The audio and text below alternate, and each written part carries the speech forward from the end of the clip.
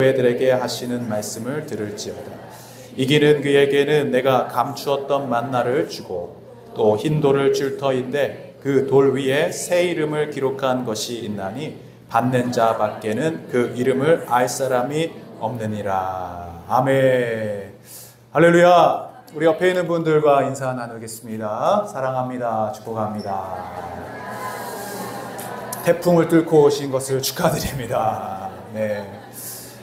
오늘 복음 뮤지컬 우리 요한계시록 시리즈 설교를 세 번째 시간입니다.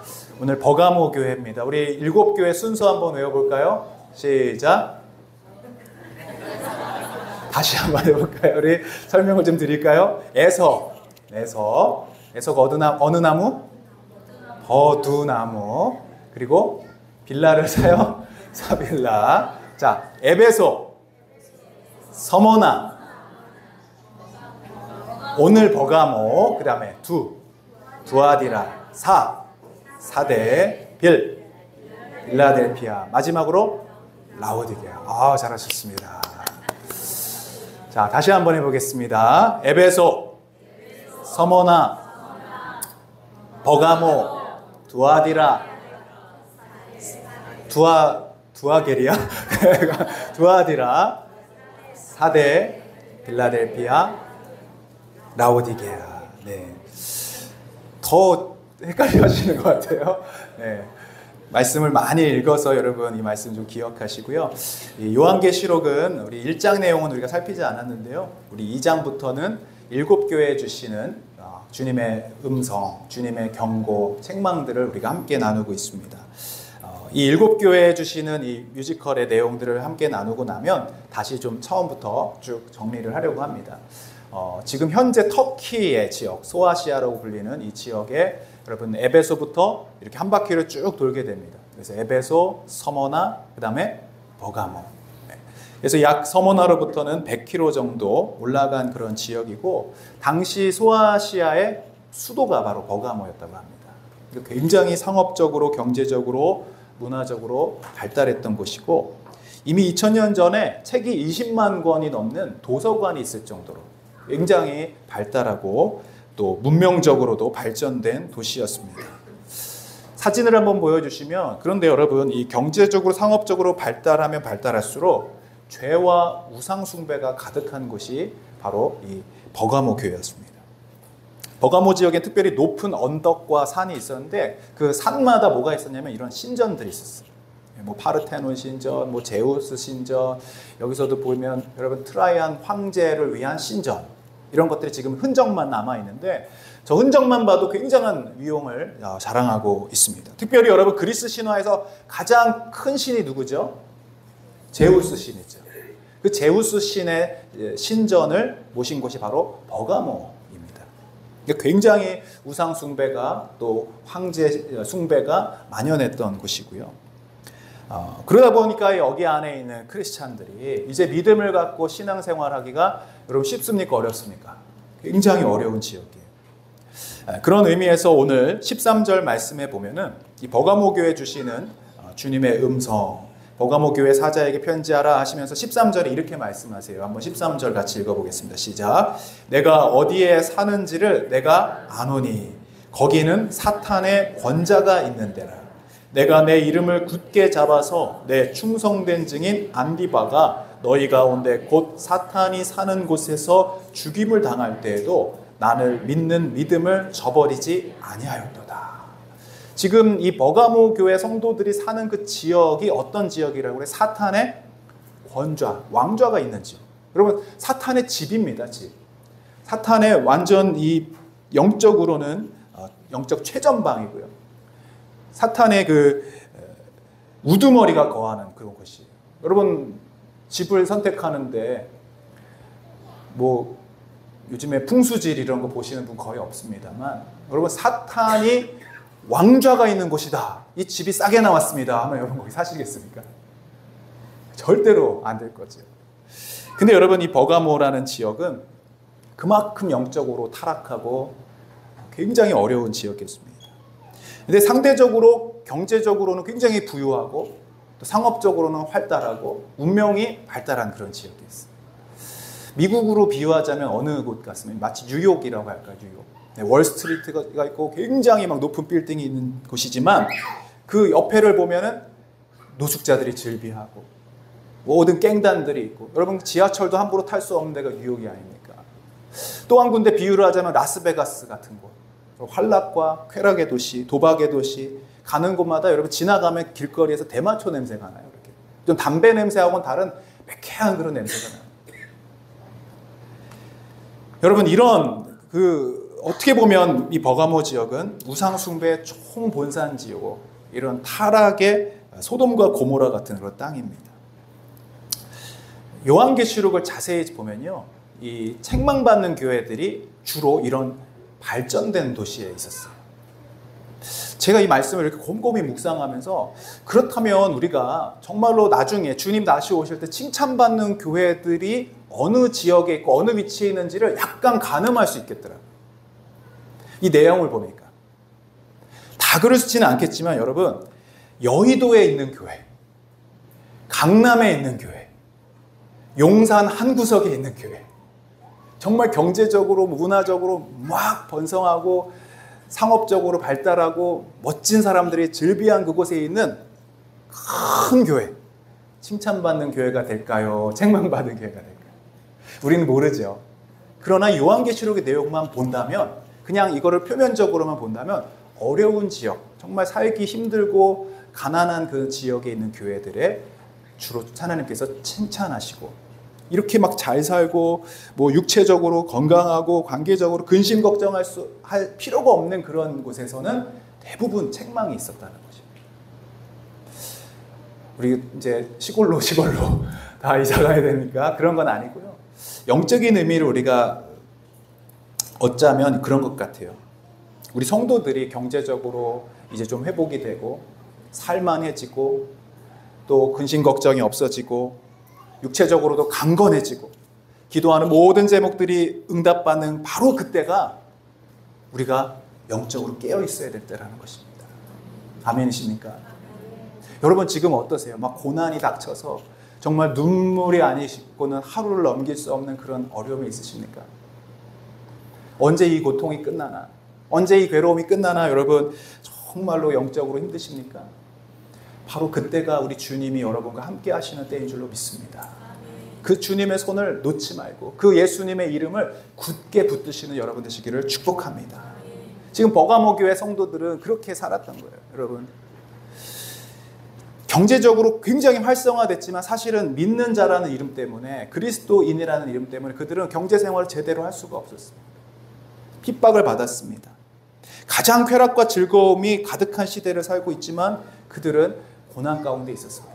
특별히 그 중에 충성된 증인 안디바라고 하는 사람이 이 사탄이 사는 곳에서 죽임을 당할지라도 나를 믿는 믿음을 뭐 하지 않았어요? 저버리지 않았다. 우리 한번 옆에 있는 사람과 인사하겠습니다. 믿음을 저버리시겠습니까? 웃으시기만 하면 어떻게? 아닙니다 하셔야죠. 절대로 그럴 수 없습니다. 네. 특별히 여러분 지역적으로도 그런 사단의 통치가 있는 특별한 지역들이 있어요. 아까 말씀드린 뭐 대도시들이 그렇지만 이 거창도 제가 얘기를 들어보니까 몇 년 전만 해도 굉장히 우상들이 많고, 요 교회 앞에도 이렇게 장대 이렇게 깃발 세운 집들이 한 4-5 군데가 있었대요. 근데 그게 어디로 갔는지 다 사라졌어요. 할렐루야. 우리 정장을 말씀 들어보니까 그 100주년 기념 집회, 우리나라 기독교 그 집회를 뜨겁게 전 거창에서 이렇게 하고 나서부터 서서히 사라지는 것 같아요. 술집도 사라지고 다방도 사라지고, 다방에서 뭐 하는지 잘 모르겠지만 어쨌든 다 사라졌어요.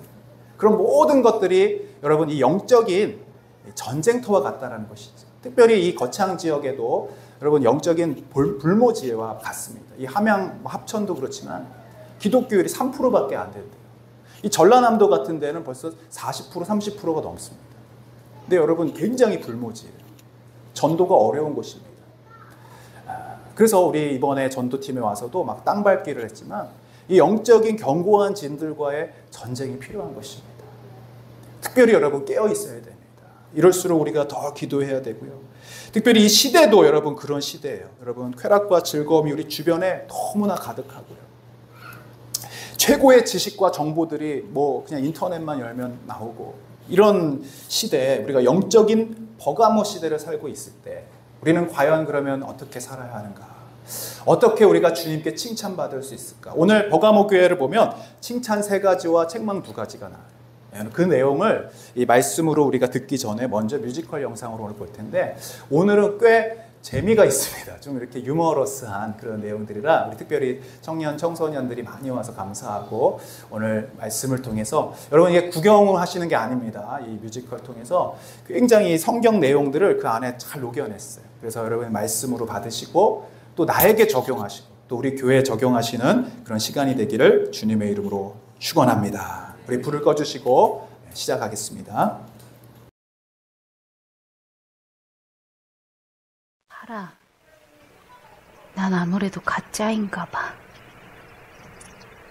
죽음이 두려워서 정확하게 말하지도 못했어.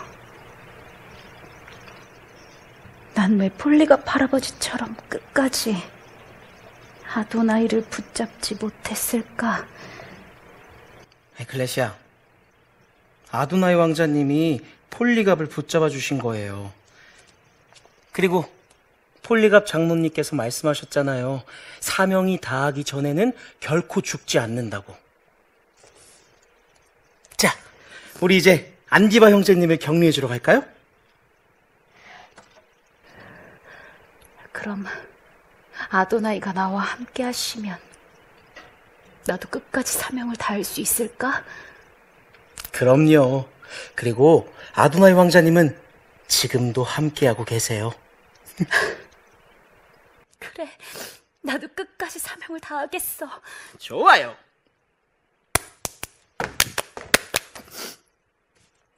출발할까요? 당장 가자. 알겠습니다. 자, 에클레시아, 저 이번에 완전 빨리 갈 거니까 꽉 잡으세요. 그래, 알겠어. 출발합니다.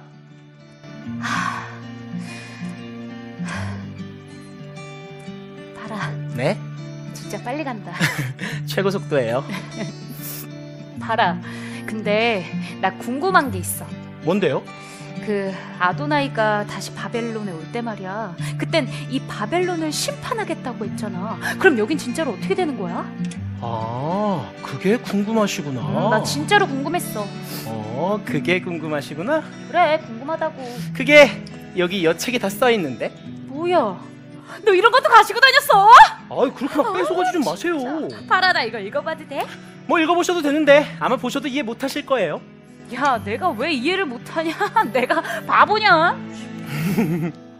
뭐야 그 웃음. 장난이에요. 그럼 한번 읽어보세요. 거기 6번째 장부터가 심판에 대한 내용이니까요. 6번째 장? 네. 찾았어.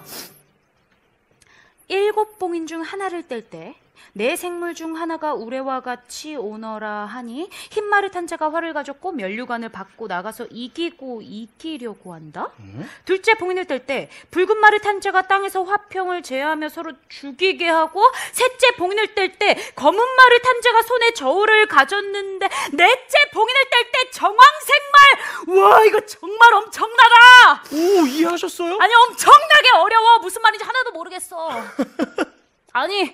아니 뭐 아도나이가 왕자니까 뭐 말을 많이 가지고 있긴 하겠지만 이건 무슨 말 콘테스트도 아니고 말이 왜 색색별로 나오냐 이거. 그러게 제가 뭐라 그랬어요. 보셔도 이해 못하실 거라고 했죠? 그래서 제 역할 중에 하나가 그 책을 에클레시아에게 해석해드리는 거예요. 뭐야? 너 그럼 여기 나온 내용이 무슨 내용인지 다 알고 있다는 거야? 네. 좋아. 그럼 방금 읽은 이 심판의 내용이 무슨 내용인지 다 해석해봐. 지금요? 지금 당장? 당장. 알겠습니다. 에클레시아가 원하신다면 해석해드려야죠. 잠깐만요. 해석 모드.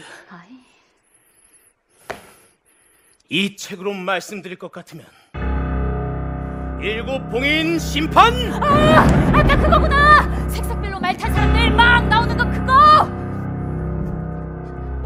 네, 맞아요. 그럼 아도나이가 봉인을 하나씩 떼는 거야? 그렇죠. 그럼 말 탄 사람들이 나오는 건 무슨 뜻이야? 흰 말을 탄 사람들이 나와서 이기고 또 이기는 건 누구도 막을 수 없는 심판의 위용. 붉은색 말을 탄 사람이 화평을 없애는 건 서로 미워하고 죽이려는 사람들의 본성을 내버려 두시는 거죠.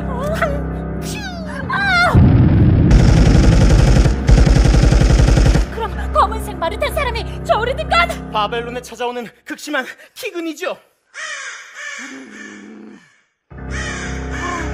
청황색 말을 탄 사람을 지옥에 뒤따르는 건 바벨론에 걷잡을 수 없이 커지는 죄의 영향력을 말하죠. 그럼 5번째 봉인을 떼면 그건 다음에 말씀드릴게요. 도착했어요, 버가모. 자, 한 영혼을 위한 관용과 포용의 공개 재판에 잘 오셨습니다. 공개 재판이긴 하지만 검은 돌과 흰 돌을 받으신 분들만 최종 판결에 참여하실 수 있습니다. 검은 돌 들어, 흰 돌 들지 말고 검은 돌 내려, 흰 돌 들어, 검은 돌 들어, 둘 다 내려. 위 아래, 위 아래 아래. 박수 5번. 짝짝짝짝짝. 대단히 수고하셨습니다. 자리에 들어가서 앉으시지요.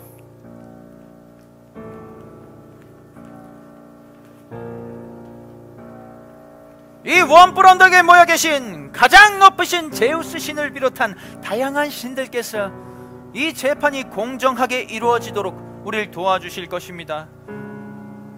자, 여러분, 우리 버가모는 모든 것을 받아들이고 포용하는 곳입니다. 오히려 다른 것들을 받아들이지 않고 인정하지 않는 게 여기선 그 어떤 범죄보다도 가중한 범죄 행위죠. 왜냐하면 우리의 구원과 관련된 일이니까요. 그런데 요즘 좀 우릴 짜증나게 괴롭히는 두 사람이 있어서 이렇게 어쩔 수 없이 공개 재판을 하게 됐네요. 안디바와 뒤돌아봐입니다. 자, 안디바, 말해봐요. 도대체 우릴 왜 이렇게 힘들게 하는 거죠? 그 웬만하면 그냥 받아들이고 포용하는 게 우린데 당신은 왜 그렇게 배타적이고 당신만 맞다고 계속 그렇게 주장하는 겁니까? 나는 됐어요. 물어본 거 아니에요. 어쨌든 우린 당신을 그냥 포기할 수 없기 때문에 이렇게 모시기 어려운 분들을 모시고 자리를 마련했습니다. 아이고 오랜만이다. 아이고 아이고 다들 반가워요. 오랜만이다. 반가워요. 자, 한 자리 모시기 참 어려운 분들이니까 이분들 얘기를 잘 들어보고 다시 한번 잘 생각해 봐요. 시작하시죠. 안녕하십니까. 제 이름은 니콜라스. 별명은 옥스박이에요. 내 별명이 왜 옥스박이냐? 우리 어머니가 나를 낳으실 적에 저 하늘에 있는 옥스박을 받는 꿈을 꾸고 낳으셨다고 해서 옥스박이에요. 뭐 그것이 중요한 것이 아니지. 구원! 그 구원이 중요한 거지. 그 느낌적인 그 느낌, 그 감각적인 저 먹고 구원아이가 구원아 들어왔나? 걔한테 들어왔다. 가면 끝난 기야. 몇 날 몇시 몇 분 들어왔다 하면 끝난 기야. 그 다음 마음대로 살아. 죄짓고 막 써도 된다. 니 구원 받았나? 니 안 받고 뭐 했노? 니 구원 받았나?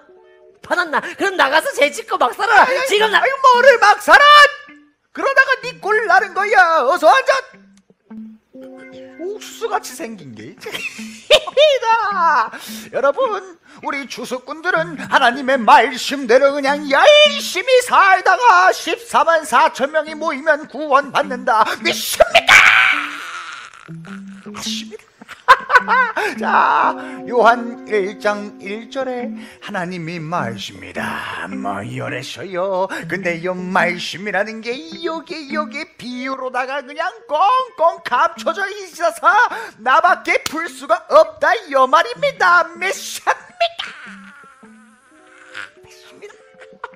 자, 저는 말이죠, 여러분들의 비밀 친구 마니또르라고 합니다. 지금은 성령 시대입니다. 그리고 성령님이 알려주시는 것을 깨달아야 됩니다. 들립니다. 봉사활동하라고 하십니다. 예? 앙상해질 때까지. 그래서 제가 앙상한 겁니다. 영국 영한테 상 받을 때까지 쭉. 그 다음에 우리 하늘에 계신 앙상홍 아버지께 기도드리는 겁니다. 앙상홍 아버지! 성냥책마 앙상홍 책마 상냥책마 앙상홍 책마 상냥책마 앙상홍 책마 성상상상상상상상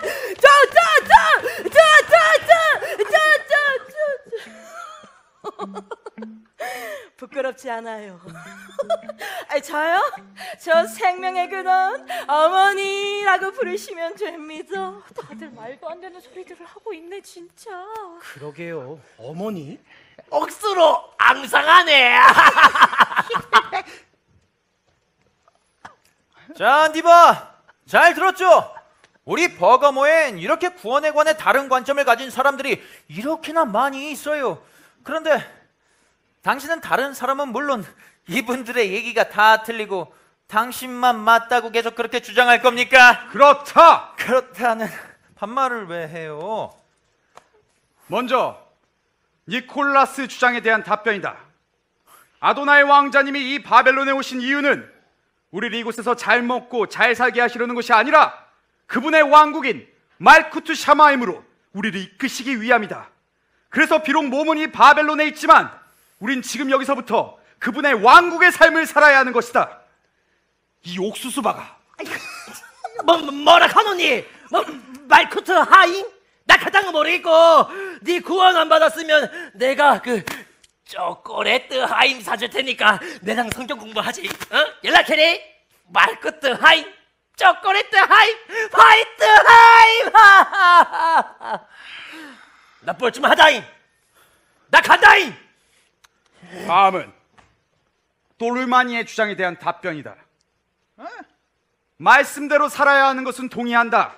그러나 당신은 모든 비유가 감춰져 있다고 하는데 비유의 목적은 설명이고 아도나의 왕자님이 비유를 통해서 말씀하신 이유는 그 말씀을 더 잘 알아듣고 이해하게 하시기 위함이지 말도 안 되는 방식의 비유풀이로 연약한 사람들을 속여서 니놈의 배나 불리라고 비유로 말씀하신 게 아니다. 물론 너처럼 자기 자신을 위해서 말씀을 이용하려는 자들에게는 비유는 큰 걸림돌이 되겠지만 아도나이 왕자님을 사랑하는 사람이라면 누구나 그 말씀을 밝히 드러낼 것이다. 그리고 니놈의 거짓과 속임수로 영혼을 노락질하는 도둑놈이라는 사실도 밝히 드러낼 것이다. 그리고 끝으로 이 말만은 꼭 해주고 싶다. 뭔데? 국어 공부 좀 해라 이 똘마니야. 똘만? 아유 말을 정말 잘하네, 그지? 내가 비밀 하나 말해줄까? 내가 파라클레토스다. 미안합니다. 나도 못 믿을 말을 내가 한다. 다음은 어머니. 어머, 어머니라고 했나? 뭐냐? 당신에 대한 나의 답변은 어머니! 이걸로 대신하고 당신이 나의 어머니가 아니란 것에 대해 감사할 따름이다. 여보세요! 생명의 근원은 바로 나. 생명의 근원은 바로 나. 생명의 근원은 바로 나. 가세요. 예. 참. 네.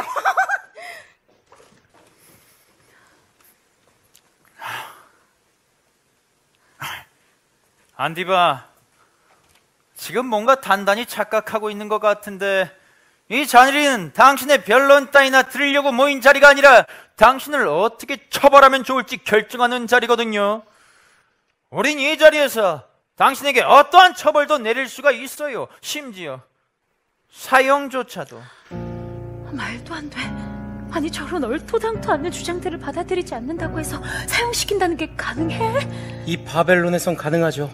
어차피 저들에게 법이라고 하는 건 이렇게 저렇게 자기들 마음에 따라서 바꾸기도 하는 수단에 불과하니까요. 어떻게 해서든 안디바를 죽이고 싶을 거예요. 안디바, 사람이 왜 그렇게 배타적이고 독단적입니까? 당신이 믿는 것만 진리라고 말하면 우리 버거모의 시민들은 다 뭐가 됩니까?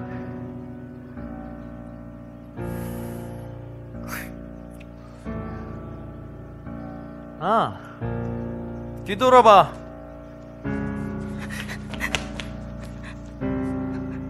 당신 생각은 어때요? 당신도 저 안디바랑 같이 죽을 생각인가요?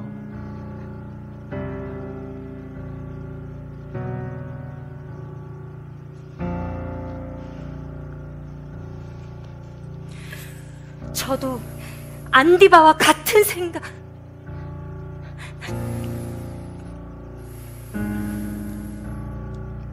같은 생각이었지만 저분들의 이야기를 잘 듣고 다시 생각해보니 안디바가 너무 독단적이고 배타적이라는 생각이 듭니다. 제가 평소에 너무 앞만 보고 달린 성격이라서 주변 사람들의 이야기를 좀 잘 듣고 주변도 좀 잘 둘러보고 했었어야 했는데 그런 점을 좀 놓치고 왔다는 게 아쉽네요. 말씀에 위배만 되지 않는다면 세상을 좀 누려보고 싶기도 하고요.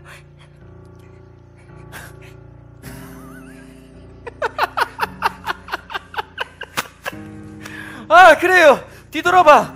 아주 잘 생각했어요. 그래, 이제 좀 뒤돌아봐 가면서 주변도 둘러보고 그래요. 즐기기도 하고. 뒤돌아봐. 넌 발람과 다를 바 없구나. 왕자님의 뜻대로 말하는 것 같지만 저 마음속 깊은 곳에 세상을 향한 욕망과 야망을 감추고 있는 발람 말이야. 물론 넌 수없이 멋진 말들을 나열하며 그분을 위해서라고 얘기하겠지. 하지만 진리가 아닌 것에 대해서 배타적이고 독단적인 게 당연한 거야. 그러니까 진리지. 진리가 그 독단성을 잃어버리고 진리가 아닌 것에 대해서 혼용되고 혼합된다면 그것은 더 이상 진리가 아니다. 돌아와. 아직 늦지 않았어. 돌아와.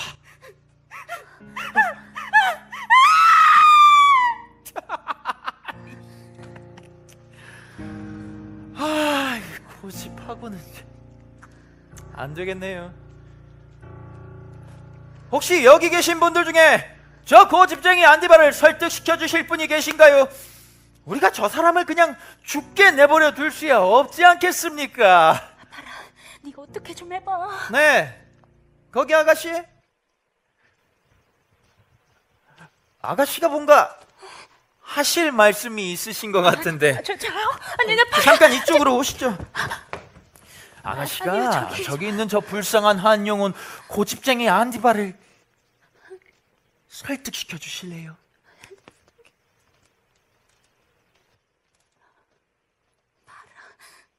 어떡해? 에클레시아, 이 일은 이미 예견된 일이에요.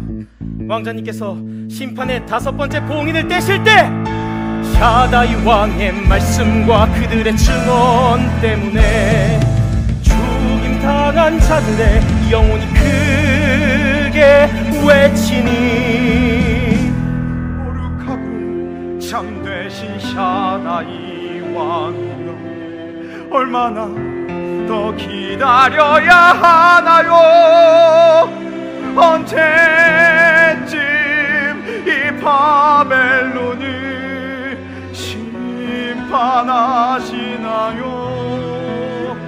거룩하고 참되신 샤다이 왕이여, 얼마나 더 기다려야 하나요? 우리가 흘리는 이 피에 원한을 갚아주소서.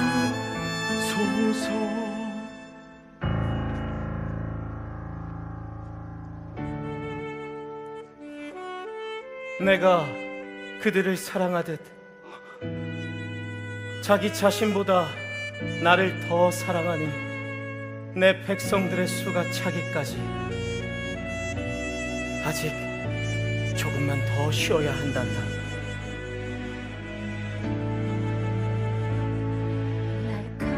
날카로운 양날의 검을 가진 아리랑,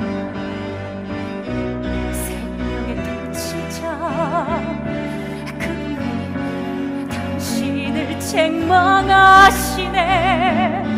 돌아와, 돌이켜요. 그러나 그의 이름 위에 앞에 굳게 선 안디바 당신, 신실한 증인, 죽임 당하는 이 순간까지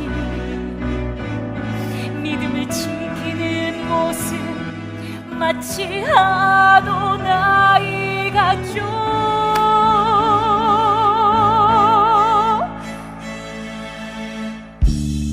나 안디바는 그분과 함께 십자가에서 죽었습니다. 난 그분의 것입니다. 왕자님, 새 영혼을 받아주시옵소서. 귀 있는 자들은 들어라. 안디바와 같이 이기는 자들에겐 새 이름을 새긴 흰돌을 줄 것이며 숨겨둔 만나를 주는 하늘 잔치에 초대할 것이다.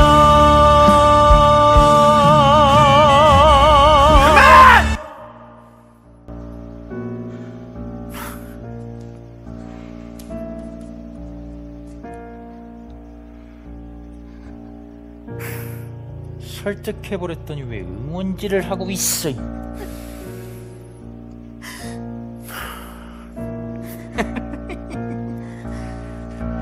자, 고집과 독단으로 우리 선량한 시민들을 선동해 버거모의 질서를 깨뜨리려는 저 고집쟁이 안디바를 어떻게 할까요? 좋습니다. 죽입시다.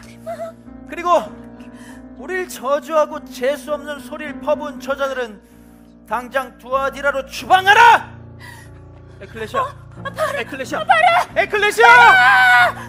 어디 얼마나 견고한 믿음을 가졌는지 두아디라에 가면 그 실체가 드러날 테니까 말이야.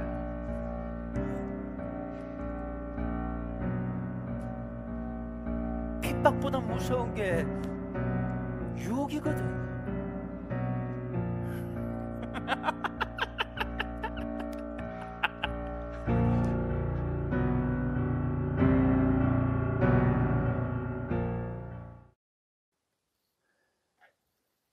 지난번 우리 서머나 교회에 폴리갑 장로님이 계셨다면 이번 버가모 교회는 순교자 안디바 형제가 있습니다. 안디바는 특별한 직분이 있는 것도 아니고 어떤 배경이 있는 사람도 아니지만 우리 주님께서는 이 버가모 교회의 안디바를 특별히 칭찬하셨습니다.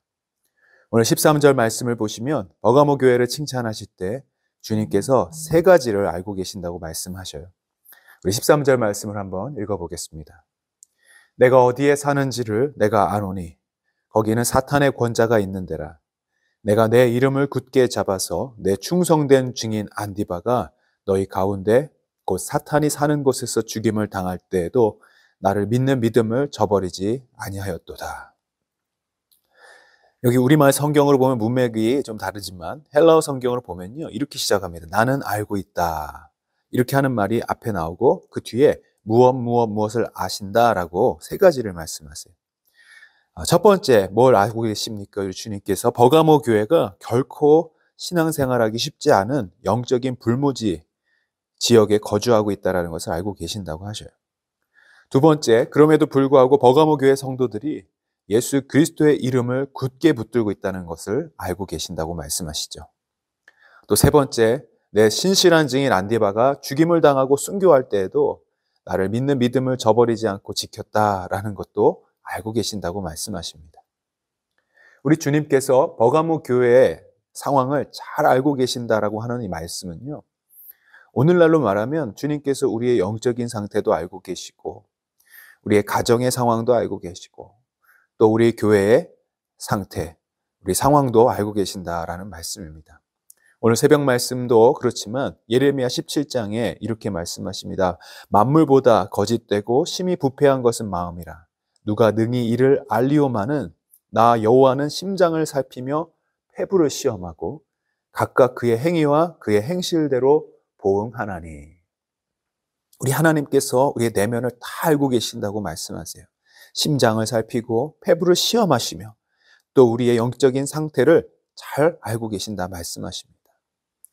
만약에 여러분의 내면을 보시고 우리 주님께서 칭찬을 하신다면 어떤 것을 칭찬하시겠습니까? 또 우리 주님께서 우리의 모든 영적인 상황을 알고 계실 때 책망할 것이 있다면 어떤 부분을 우리가 책망받겠습니까? 14절부터는 몇 가지 책망할 것이 있다고 말씀하시는데 우리 14절, 15절 말씀 한번 읽어보겠습니다. 그러나 내게 두어 가지 책망할 것이 있나니 거기 내게 발람의 교훈을 지키는 자들이 있도다. 발람이 발락을 가르쳐 이스라엘 자손 앞에 걸림돌을 놓아 우상의 제물을 먹게 하였고 또 행음하게 하였느니라. 이와 같이 내게도 니골라당의 교훈을 지키는 자들이 있도다. 책망할 것이 두 가지가 있는데 첫 번째는 발람의 교훈, 발람의 가르침을 따르는 자들이 있다라는 것이에요. 여러분, 이 발람은 누굽니까? 구약성경 민수기를 보면 발람 선지자에 대한 이야기가 나오는데 아주 독특한 인물입니다. 처음에는 하나님이 귀하게 들어 사용하시는 하나님의 선지자였어요. 오로지 하나님의 말씀만 전하고 하나님의 말씀에 헌신된 사람이었습니다.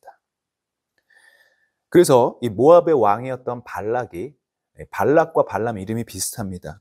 여러분, 발락 왕이 발람을 시켜서 이스라엘을 이제 이겨야 되는데 전쟁으로는 이길 수 없는 거예요. 그래서 이 특별히 저주를 하는 메시지를 대신 선포해달라고 합니다. 그렇게 하면 발람에게 뇌물도 주고 큰 돈과 명예를 주겠다고 하는 거예요. 그러나 발람은 계속해서 그 발락 왕의 청을 거절합니다. 오직 하나님의 뜻만 전할 수 있다. 하나님의 뜻에서 어긋난 행동을 할 수 없다라고 말했습니다. 그런데 결국에 마지막에 가서는 발람은 이 유혹에 넘어지고 맙니다. 잘 지켜왔던 이 신앙의 절개를 저버리고 맙니다. 그래서 발람은요, 성경에서 배신자의 대명사가 되고 타락한 사람의 표상, 그것이 되었습니다. 왜 그렇습니까? 마지막에 가서 결국엔 발락 왕이 주는 물질과 명예의 마음을 빼앗겼기 때문입니다. 우리가 영상을 보셔서 아시겠지만 디도라바와 같은 사람, 여러분 처음에 말씀을 지키려 했죠. 또 믿음을 지키려 했습니다. 그러나 마지막에 가서는 유혹과 그 위협 앞에 타협해버리는 것입니다. 주님께서 책망할 것이 있다 말씀하실 때 여러분, 우리 안에 어떤 큰 죄도 물론 있겠지만 하나님께서는 우리 안에 작은 타협들을 책망하시는 겁니다. 뭐 주일 예배 평생 드리는 예배인데 한두 번 빠지면 어때? 직장에서도 남이 보지 않을 때 한두 번쯤의 거짓말로 순간적인 이득을 얻을 수 있다면 좀 어때? 뭐 이런 타협이 결국은 문제라는 것입니다. 처음부터 하나님 완전히 떠나고 거부하는 사람 별로 없습니다. 그러나 이 작은 타협들, 특별히 버가모 교회 주시는 경고는 우리 안에 발람처럼 세상과 타협하는 그 타협을 조심하라고 말씀하시는 겁니다. 또한 15절에 보면 니골라 당의 교훈을 지키는 자들이 있다라고 말하는데 이 니골라는 무엇입니까? 여러분, 당시에 영지주의자들이라고 하는 니골라 당이 있었습니다. 이 영지주의의 가르침은요, 우리 인간을 영과 육으로 분리해서 이해하는데 영은 소중하고 의미가 있지만 육은 무가치하고 중요하지 않다라고 가르쳤어요. 그래서 그들은 영적으로 깨달음을 얻기만 하면 구원을 얻을 수 있고 육으로는 어떤 일을 해도 심지어 죄를 지어도 상관없다고 가르쳤습니다. 아까 영상 속에 니콜라스라고 하는 옥수박 누군지 여러분 짐작하시겠죠? 성은 박이고 이름은 옥수라는 겁니다. 구원파를 말합니다. 여러분, 아까 말씀했던 그 니콜라스와 오늘날 이 영지주의 구원파들과 굉장히 흡사합니다.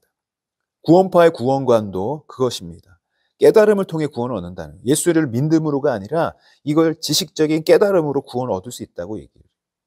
근데 그 깨달음으로만 끝나는 게 아니라 이제 여러분 별도의 성화를 위한 과정이 필요한데 그들은 그렇게 생각하지 않습니다. 육체는 원래 죄성이 있어서 육체의 죄가 구원받은 영혼에 영향을 주지 않는다는 거예요. 그러니까 오히려 회개를 계속하는 것은 구원받지 못한 증거라고 가르칩니다. 여러분, 이게 말이 됩니까? 구원받은 자들이어도 오늘날 우리가 짓는 이 자범죄의 회개가 필요합니다. 성화의 과정이 필요합니다. 그러나 그들은 회개 기도를 하지 않게 합니다. 죄를 지어도 상관없다고 가르쳐요. 뮤지컬에서도 풍자적으로 나왔지만 오늘날에도 이 이단들, 거짓 진리의 가르침들이 교회 안으로 침투하고 있습니다. 이 버가모 교회 안에도 수많은 거짓 선지자들과 거짓 교사들과 이단들이 있었는데 그들을 배척하지 않았다라는 것입니다. 여러분, 우리는 이 이단들에 대해서 단호한 태도를 가져야 합니다.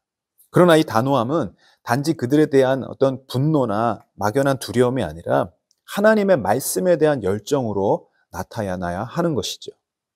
왜 그렇습니까? 여러분, 이단에 빠지는 대부분의 이유는 바로 우리가 말씀인 진리를, 하나님의 말씀을 잘 알고 있지 못하기 때문에 그렇습니다. 이 니골라당의 교훈을 배척하고 우리가 분별하고 대적하기 위해서는 저와 여러분이 하나님의 말씀, 진리의 말씀 위에 든든히 서야 할 줄로 믿습니다. 오늘 이 버가모 교회에 편지를 보내시는 일을 어떻게 묘사합니까? 12절에 나오죠. 한번 같이 읽어보겠습니다. 버가모 교회 사자에게 편지하라. 좌우에 날선 검을 가지신 이가 이르시되. 여러분, 이분은 예수님이시죠. 근데 무엇을 가지고 계시다고 말씀하세요? 날카로운 양날 칼을 갖고 날선 검입니다. 여러분, 이것이 무엇입니까? 바로 하나님의 말씀입니다.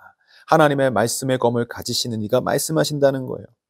여러분, 이것이 무엇을 의미합니까? 우리가 여러분 잘못된 메시지에 빠지지 않기 위해서, 마지막 때에 우리를 위협하는 이런 이단의 가르침에 넘어지지 않기 위해서는 우리의 신앙이 말씀 중심적이어야 한다는 거예요. 그냥 감정 중심적이면 안 됩니다. 은사 중심적이어서도 안 되고요. 체험을 중심으로 해서는 신앙생활도 옳지 못하다는 것입니다. 반드시 우리는 하나님의 말씀에 서야 합니다. 여러분, 우리의 감정은요, 하루에도 12번씩 변한다고 하지 않습니까? 감정이 충만할 때, 뜨거울 때 여러분 그때 기도하고, 냉랭할 때는 또 여러분 거기에 따라서 우울해하고 이러면 안 된다는 것입니다. 우리는 진리로 우리의 믿음을 지켜나가야 하는 줄로 믿습니다. 특별히 우리가 배격하고 타협하지 말아야 할 메시지가 바로 거짓 광용, 거짓 평화입니다. 아까 영상 속에서도 버가모 교회에 가장 많이 있었던 단어는 바로 관용과 포용이었습니다. 여러분, 아마 현대에서도 이 단어를 많이 들어보셨을 것입니다. 포용과 관용과 환대, 이런 말들은 사실은 기독교 언어입니다. 하나님의 사랑의 성품에서 비롯된 것들이죠. 그러나 지금 이 버가모 교회에서, 또 오늘날 이 세상에서 말하는 포용과 관용은 기독교가 말하는 본래 의도와는 전혀 다른 것입니다. 왜 그렇습니까? 오늘날 말하는, 세상이 말하는 포용과 관용은요, 공의와 진리가 사라진 관용이에요. 말씀에 근거하지 않은 포용이에요. 죄악도 용서하자는 것이고, 어떤 죄도 그냥 우린 받아들이면 된다라고 하는 그런 관용입니다. 이것은 잘못된 것이죠. 여러분, 프랑스라고 하는 나라가 자유와 관용의 대명사처럼 여겨지지 않습니까? 프랑스어로 똘레랑스라고 하는 건데요. 이것이 뭐냐면 바로 관용이란 뜻이에요. 다 받아줄 수 있다라는 것이죠. 그러나 여러분, 오늘날 이 프랑스는요, 이것으로 인해 몸살을 앓고 있습니다. 연합뉴스 기사에 보니까 프랑스는 폭동의 나라가 되었다고 그래요. 자유를 받아들이고 관용을, 그리고 포용을 말하는 이 나라가 왜 이렇게 어려운 나라가 되었습니까? 사실은 1968년에 프랑스에서 68혁명이라는 것이 있었습니다. 이 혁명의 내용을 보면 사실은 자유와 평등을 주장하는 내용이었어요. 억압된 사람들을 해방하고 인권을 다시 되찾자는 그런 내용입니다. 그런데 여러분, 여기서의 문제가 뭐냐면 모든 기존 권위, 기존의 질서, 사회와 정의, 모든 이런 규정들에 대한 반발심으로부터 비롯된 혁명이었다는 거예요. 그래서 여러분, 여기 보이시는지 모르겠지만 그들이 내세운 가치는 이것이었어요. 우리는 모든 금지하는 것을 금지한다. 무슨 말입니까? 해서는 안 돼라고 하는 어떤 규정들, 질서들, 기존의 어떤 가치들을 다 부정한다는 뜻이에요. 그리고 그들이 이렇게도 말했습니다. 구속 없는 삶을 즐겨라. 히피족과 젊은이들이 우리의 자유를 뺏지 말라. 왜 우리를 억압하느냐? 왜 사회가 우리를 통제하고 교회가 왜 우리를 통제하느냐라고 말하는 거예요. 여러분, 교회가 예를 들어서 혼전 성관계를 금지하면 그들은 그렇게 말합니다. 우리는 그 금지를 금지한다. 왜 인간의 성적 자유와 권리를 빼앗는가? 인권 보호 차원에서 사람은 자유롭게 자기 성적 권리를 주장할 수 있고, 심지어 낙태도 내 마음대로 할 수 있어요. 이것이 나의 인권이고 자유다라고 말하는 거예요. 근데 프랑스는 바로 이것을 그냥 포용해버린 겁니다. 진리를 배제한 채, 여러분, 공의를 배제한 채 얻어지는 관용은 결국에는 문제를 갖게 되는 것입니다. 동성애와 동성결혼도 마찬가지고요. 이제는 오히려 그것을 잘못됐다고 말하는 사람을 혐오자라고 말합니다. 또 혐오의 대상으로 삼게 되는 것이죠.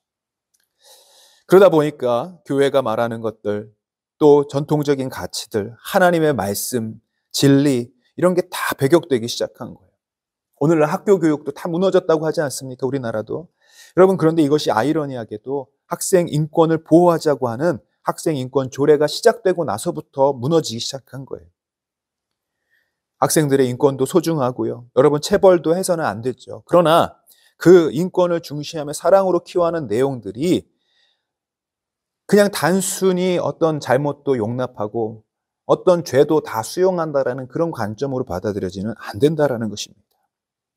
모든 수직적인 권위를 다 깨뜨려야 된다. 모든 권위주를 다 타파해야 된다. 모든 학생들에게 금지하는 규정들을 다 금지한다. 이것은 학생들의 방종을 낳게 되었던 것이죠. 오늘날 얼마나 교권이 무너져 있습니까? 학생들의 권위가 존중되어야 하는 만큼 교사들의 권위와 인권도 존중되어야 하는 것입니다. 그러나 이런 균형이 무너진 포용과 관용은 결국 사회를 병들게 합니다. 학교 안에서도 그렇지만 가정 안에서도 부모의 권위가 완전히 무너져 있습니다. 이제는 교회 안에서도 여러분 어떤 하나님의 말씀의 권위, 목회자의 권위, 지도자의 권위 이런 것들이 큰 의미가 없어지게 되었습니다. 여러분, 권위주의는 나쁜 것이지만 하나님이 세우신 질서의 권위는 성경적인 것이며 지켜져야 하는 줄로 믿습니다. 이 무조건적인 관용과 포용을 말하는 사람들은 이제 이런 질문을 하기 시작합니다. 왜 남자와 여자가 결혼을 해야 합니까? 왜 꼭 남자와 남자는 안 됩니까? 여자와 여자의 결혼은 왜 안 됩니까? 이것을 우리가 관용하고 포용하기 시작하는 순간 그 다음 질문은 이것입니다. 왜 동물과의 사랑은 안 됩니까? 왜 어린아이하고 결혼하면 안 됩니까? 여러분, 이렇게 정말 죄악의 판도라의 상자가 열려버리는 것입니다. 꼭 결혼이란 제도가 필요합니까? 동거는 안 됩니까? 왜 낙태는 안 됩니까? 내 자유를 가지고 나의 생명을 끊는 안락사가 왜 금지되어야 합니까? 여러분, 이 모든 것이 다 자유와 관용으로부터 요구되는 것들입니다. 그래서 68 혁명 이후부터 프랑스는요, 이 기독교가 지배했던 그 문화적 흐름과 종교적 흐름이 다 어디로 넘어가냐면 이슬람으로 넘어갑니다. 불교로 넘어갑니다. 그래서 그들의 모든 난민들, 이슬람 난민들을 다 수용하기 시작하는데요. 이 60여 년이 지난 지금 프랑스는 이로 인해 굉장한 몸살을 앓고 있습니다. 난민 문제, 테러 문제, 극단주의적 무슬림들의 문제로 인해 다시 이제 국경의 문을 닫아야 한다는 그런 내용들이 지금 시작되고 있는 거예요. 얼마 전 프랑스 대통령이었던 발레리 지스카르 데스탱이라는 대통령이 있는데 이분이 자신의 90년 인생을 회고하는 자서전을 쓰면서 자기 인생의 가장 큰 실수, 후회하고 뼈저린 실수는 바로 프랑스에서 이 무조건적 관용의 정책, 톨레랑스 정책을 그대로 수용했다라는 것을 인정했습니다. 여러분, 진리를 버려가면서, 진리를 포기하면서 붙잡은 관용은 문제가 있는 겁니다. 지금 버가모 교회의 문제도 그럴 것이고요. 앞으로 이 버가모는 요한계시록 2000년 전의 이야기일 뿐만 아니라 앞으로 우리 시대에 겪어야 할 문제들을 주님이 예언의 말씀으로 우리에게 경고하시는 겁니다. 우리나라 분위기도 굉장히 급격히 바뀌어가고 있습니다. 유럽을 따라가고 있고요. 미국을 따라가고 있습니다. 기독교의 진리, 오직 예수 그리스도를 통한만 구원을 이제 독단적이고 배타적이라고 말하고 젊은 사람들도요, 이제 그것을 받아들이지 않는다고 합니다. 왜요? 당신의 생각도 맞고 나도의 생각도 많은데 왜 독단적으로 예수님만 믿으라 하는 것이죠. 이제 노방전도가 금지하는 시대가 되고 있습니다. 앞으로 곧 그렇게 될 것입니다. 예배가 금지되고 전도가 금지되는 시대에 우리는 살게 될 것입니다. 여러분, 그러나 우리가 절대로 타협해야 되지 않는 것은 우리의 구원과 생명을 얻는 진리에 대한 부분만큼은 타협해서는 안 되는 것입니다. 아무리 인권이라는 이름으로, 평등이라는 이름으로, 관용과 포용이라는 이름으로 여러분 기독교적인 이 절대적 진리를 상대화하는 일들을, 이것을 우리는 거부해야 한다는 것입니다. 오늘날 우리 청소년들도요, 얼마나 많은 이 영향을 받는지 모릅니다. 오늘날 유튜브를 보면 여러분 트랜스젠더들의 이야기, 자유로운 성을 지키는 방법들을 그대로 아이들이 노출되어져 있습니다. 사회에서 19세 영상을 말하는데요. 여러분, 거기서 말하는 그 규정들을 따르면 아이들은 다 타락합니다. 12세라 해도요, 세상적인 내용들, 얼마나 잘못된 내용들이, 거짓 진리들이 그 안에 포함된지 모릅니다. 우리는 우리 자녀들에게도 그렇고요. 우리 스스로에게도 오직 말씀으로, 오직 성경으로 진리와 타협하지 않는 우리 모두가 되어야 할 줄로 믿습니다. 이것이 버가모 교회에 주시는 책망 중에 하나였습니다.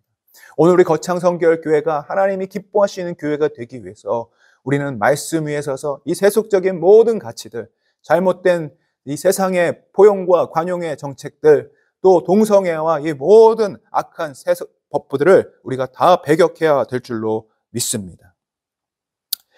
또한 마지막으로 우리가 교회 안으로 들어온 세상적 가치관들 중에 우리가 배격해야 될 내용들은 기복주의, 성공주의의 우상들입니다. 아까 영상 속에 디도라바는 이렇게 말했습니다. 말씀과 위배되지만 않는다면 세상도 좀 누려보고 싶습니다. 예수님도 누리고 세상도 좋은 것도 다 누리고 싶습니다. 하나님의 복과 세상의 복 둘 다 누릴 수는 없습니까? 이것처럼 완벽한 것은 없죠.